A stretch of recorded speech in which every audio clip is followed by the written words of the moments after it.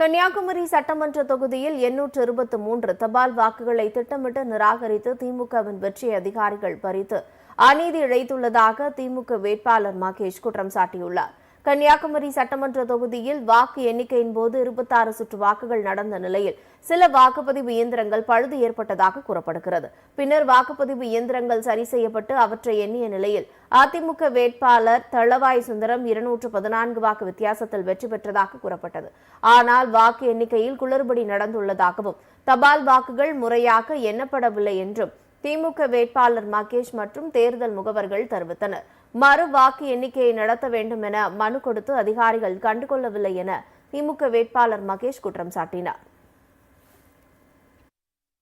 823 postal ஓட்டு எண்ணாமலே வச்சிருக்கு, நிராகரிச்சிருக்கிறாங்க.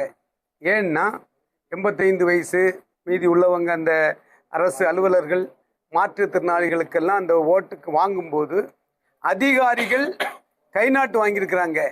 அந்த நம்பரை அவங்களே மாற்றி எழுதியிருக்கிறாங்க. 823 வாக்குகள் எண்ணாமல் இருக்கிறது.